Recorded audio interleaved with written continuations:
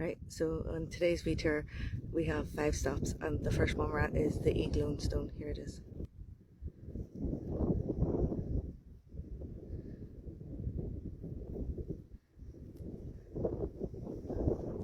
I'm kind of curious to what tree is growing out of that, because say if you look on Google Maps and you're travelling to this, there's no tree growing out of the stone at that point, whatever time they took the photograph, so I can't get close enough because it's on private land.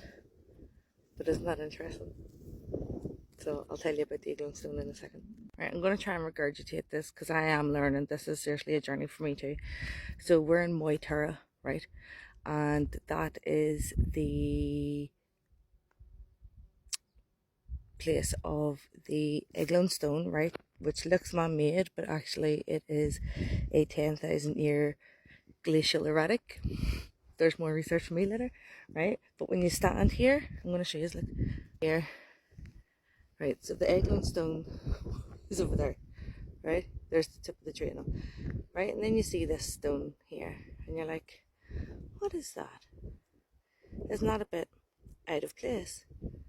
And then there's more kind of around this area, right? So we are in Moytura. I can't really, the rest is hedges and I'm only 5'1", so I can't see without a step stool, right? But this is where, during the Battle of Moytura, that some of the Tuatha Dé Danann were slain. The Eagle Stone is apparently where the deities used to muster before they'd go into battle, right? And this was battle against the Fomorians. So in all of my kind of learning about this and where to go today, I learned that in Heapstown, was it Heapstown Cairn? Yeah, Heapstown Cairn, right, was a well. It was the well where the Tuatha Dé Danann would have went if they were hurt or dead in battle. They would have been dragged into this water and given life, because water is sacred. Water is portals to the other world, and etc, etc. Honestly, start learning your heritage, people. This is fascinating, and it gives me so much understanding as in today, what's happening today. But anyway, so the Heapstown Cairn, the Fomorians realised that that well was given the Tuatha Dé Danann their invincibility, I suppose, right? So they filled it with rocks, and I'm all, this is me learning about it. I'm all, well, we should pull that all out. No, we shouldn't, and here's why. And then now you're going to get it, how this relates to modern day Northern Ireland. So the rocks going in that, and the battle that happened was kind of like the line being drawn, and a treaty and a truce was drawn between the Tuatha Dé Danann and the Fomorians, and the I think it was Brez was a Fomorian, and to beg for his life, and that he then said that he would teach the Tuatha Dé Danann how to look after the land and care for the land, so everyone works together for the peace and prosperity of everybody. And then, you know, along came Christianity and choked the life out of our mythology. And while it's in my head, I just have to point out that Brehon law is a matriarchy. That was a matriarchy. Ireland is a matriarchy. The 3 sisters of Eru and Bamba and Fodla are the divine feminine. So as long as patriarchy is plaguing this island, she's gonna keep choking.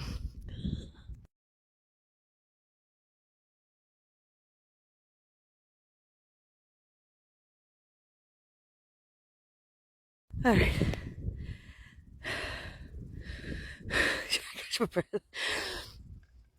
So we left the Eagle Stone and we drove 7 kilometers to try and see the Labby Stone, but it is on private land and it seems hidden behind trees, and the reason I'm out of breath is because I climbed loose seat to get a better view. This is the view. So the Labby Stone should be somewhere around here in my vision, but I can't see it or make it out. So I climbed up anyway. Just wanted to know what was the view for Lou. So I don't know if you can hear the wee bugs and all. It's just I turned around, looked at it, and it stopped. Hold on. And I don't mind that. So this is Lou's the whole hillside here, the sleeve, is where he would have commanded his army for the war against the Fomorians. Still piecing all this together. This is wild. Like, I really wish they did proper tours of this.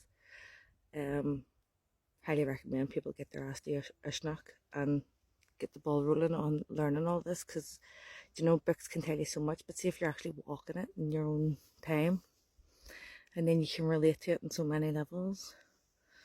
You know, it's wild. Like, but the Heapstown cairn that I was talking about earlier, yeah, that was like, if we knew of this mythology, would Ireland be so divided and fighting for good versus bad, when actually both are capable of both, and you can't have one without the other.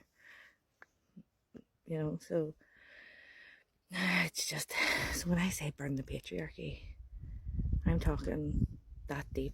Like, restore the matriarchy of Ireland, uphold our deities. Christians can be Christians, but you can't control the state. You can't control people's lives. The same way they're all crying now about Islam. For me, same shit, different generation. So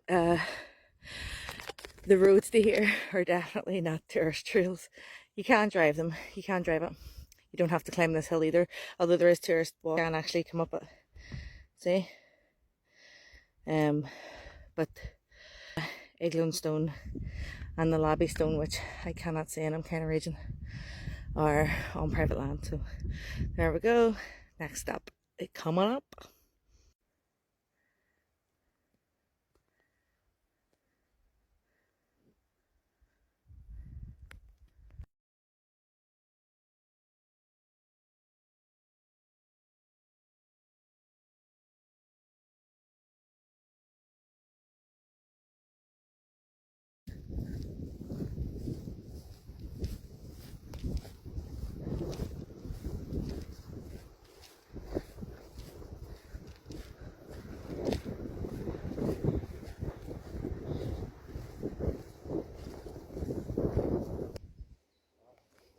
See, there's more rocks. Look at this one. Hold on. Do you see how that is one on top of another rock? Like, that's very odd. So that's quite likely probably one of the tombs as well.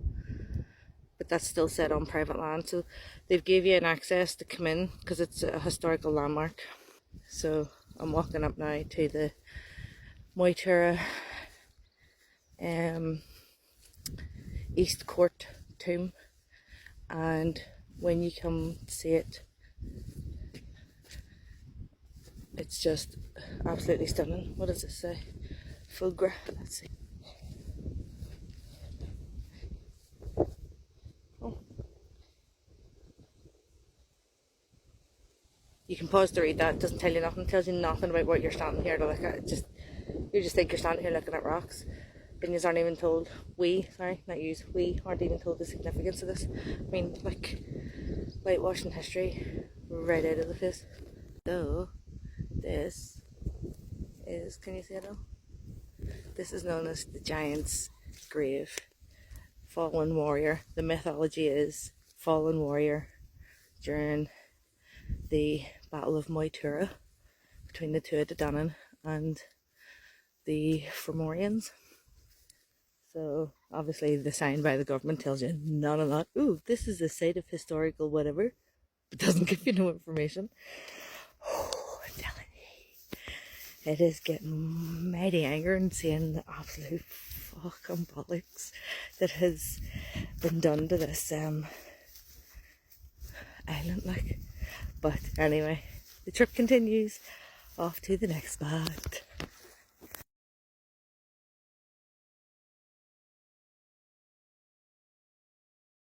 Alright, so I'm on the final stop of our little Sligo tour of the Tuatha Dé Danann and the Battle of Moytura, and I have pulled off to the side of the road because you can't access this anyway, but I'm at Lake Nasul, or Lake of the Eye, which would be the so the folklore is that during the Battle of Moytura, and Lou, the grandson of Balor the Evil Eye, Lou took his slingshot and shot Balor's eye through the back of his head, and his eye landed and burned a crater into the ground, and the ground floods with water and creates the lake.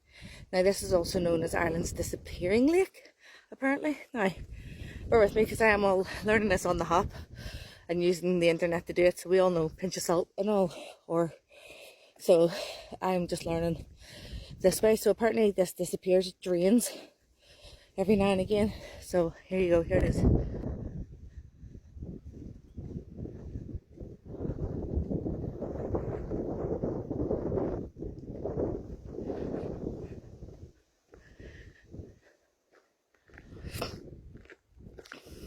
Like everything that we went to kind of see around here. So we're about 45 minutes from Ross's Point, our campsite, and everything we've went to see that I've kind of documented in this wee bit of video for you is they're all within a 10-minute drive of each other, so they're not far.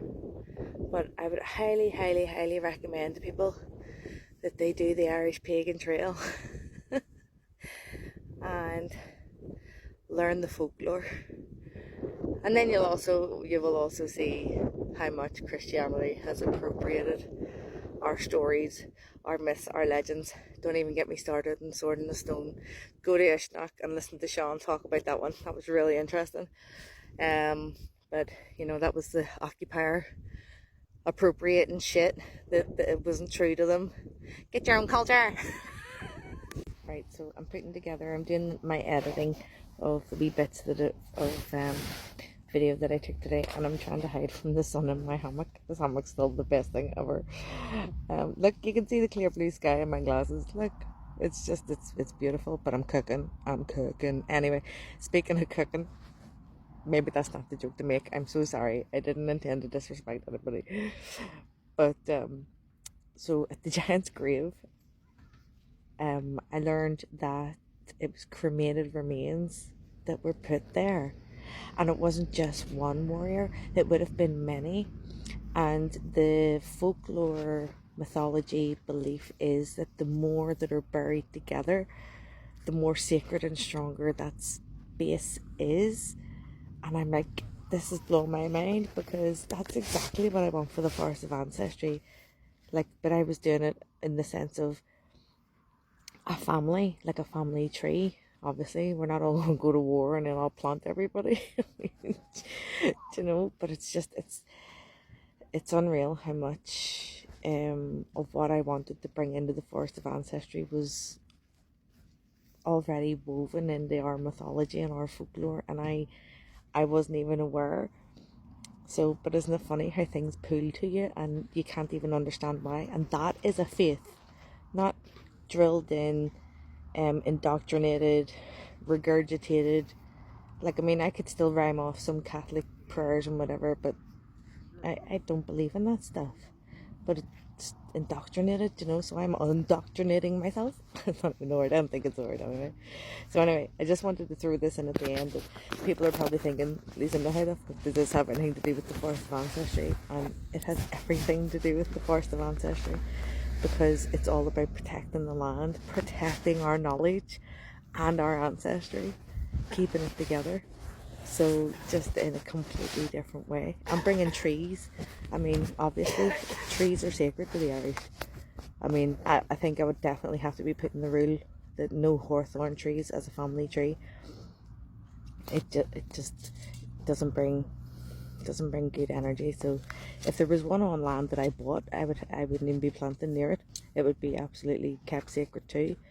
I kind of would love to have a bit of land with a fairy tree on it, I'm not gonna lie. Or a bit of something, a bit of the history that way. I would just love that. So maybe I don't do one in every county. Maybe I do one in every in all of the 5: Ulster, Munster, Leinster, Connacht and Meath. And so that means I would need about 175 acres in each region to offset the carbon footprint. Pray I win the lotto.